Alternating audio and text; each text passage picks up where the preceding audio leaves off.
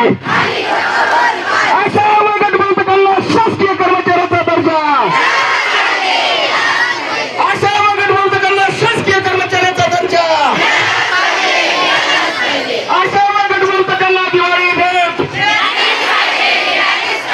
कोण म्हणता देत नाही, कोण म्हणता देत नाही. असल्या सरकारचं करायचं काय, या दरवर्षी सरकारचं करायचं. तो आपला सिंह, ते आपलं दैवत, ते या पृथ्वीवर अंगणवाडी सेविका, मदतनीस, आशा वर्कर, गटप्रवर्तक यांचे मसिहा कैलासवासी कॉम्रेड एम ए पाटील साहेब आज आपल्यामध्ये नाही आहेत. अत्यंत दुःख होत आहे, कारण एम ए पाटील आणि कृती समिती एक समीकरण बनलेलं आहे. पहिलं, या कृती समितीमध्ये 4 संघटना या राज्यातल्या आहेत, परंतु मला या ठिकाणी आवर्जून सांगावं असं वाटतंय, या कृती समितीचे शिल्पकार आणि ज्यांनी आपल्या डोक्यातून वेळोवेळी लढवले बाणा अवलंबला आणि सतत आशाला वाढलं पाहिजे, गटप्रवर्तकाला वाढलं पाहिजे, मग काय केलं पाहिजे, सरकारला कसं झुकवता आलं पाहिजे, गुन्हाकडे दारत गेलं पाहिजे, गुन्हाकडे गेलं म्हणजे सरकारची नाडी दाबता येते, हे सगळं विचार सगळं त्यांच्या डोक्यामध्ये सतत चालू होतं. ते आपले कॉम्रेड कैलासवासी एम ए पाटील साहेब, आणि म्हणून आम्ही वेगवेगळ्या संघटनेचे जरी असलो तरी सगळ्यांना हवे हवेसे वाटणारे, सगळ्यांना आपुलकीचे वाटणारे, सगळ्यांची अगदी अस्तेवाईकपणे चौकशी करणारे ते आज आपल्यामध्ये नाहीयेत.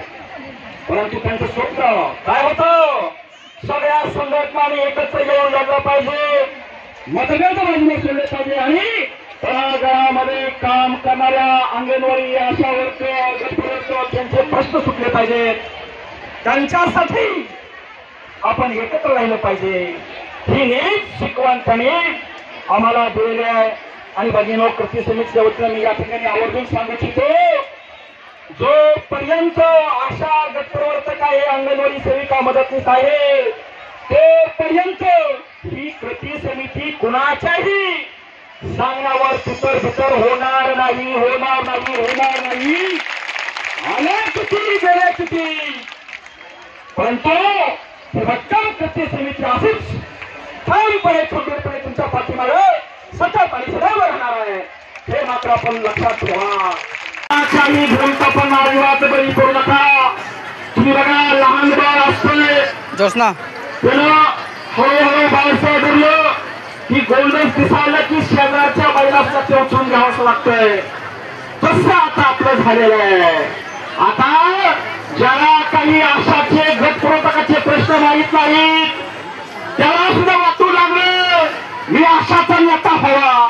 अरे पण इतकी दिवस तू कुठे झोपलातच काय, तुला कसं माहित नव्हतं आशांचे प्रश्न काय आहेत, गटप्रवर्तकाचे प्रश्न काय आहेत.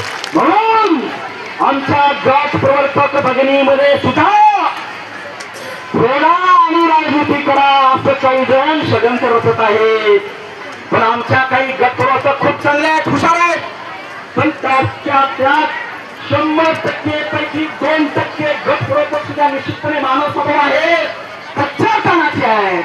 आणि म्हणून या कच्च्या कानाच्या गटप्रवर्तक भगिनीला मला सांगायचंय, तुमचा जो अन्याय होतो त्याच्या बाबतीमध्ये कठोर पावलं उचलता येतील. म्हणून तुम्ही जरा शांततेनं न बोलता, जेव्हा हा शांततेनं महाराष्ट्र राज्य आशा व गटप्रवर्तक कृती समितीच्या वतीनं आता बऱ्याच दिवसांनी हा या ठिकाणी आंदोलनाचा कार्यक्रम आपण या ठिकाणी आयोजित केला. या कार्यक्रमासाठी उपस्थित असले व्यासपीठावरील सर्व कृती समिती सन्माननीय सदस्य, सर्व पदाधिकारी आणि उपस्थित सर्व आशा आणि गटप्रवर्तक भगिनी, तुमच्या मागण्याबद्दल दत्तानं भरपूर सांगितलं. पुष्पाताईंनी सुद्धा आपल्याला बरंचसं काही बोलल्या. आमचे श्यामराव सुद्धा अगदी पोटतिडकीनं बोलले. मी मागण्यावर बोलणार नाही. दैनंदिन काम करताना आपल्याला काय अडचणी येतात आणि त्यात आपण काय केलं पाहिजे याच विषयावर बोलणार. आपलं नाव आहे आशा, ऍक्रिडेटेड सोशल हेल्थ, पुढे काय माहित नाही, ऍक्टिव्हिस्ट. मराठीमध्ये सगळं विसरून जाता तुम्ही. मराठीमध्ये मान्यता प्राप्त आरोग्याचा सामाजिक कार्यकर्ता. सामाजिक कार्यकर्ता म्हणल्यास त्याला सन्मान मिळाला पाहिजे. किती लोकांना सन्मान? 6 महिन्यापूर्वी ग्रामपंचायतची निवडणूक झाली. ज्या पहिल्या ग्रामपंचायतनं ज्या आशयाला निवडलं होतं तिचा काढून टाकायचा ठराव घेतला. कारण त्या सरपंचाच्या मित्रांना सांगितलं तुला मी आता 2 लाख देतो, 15,000 मानधन झालेलं माझ्या बायकोचा ठराव पाठव.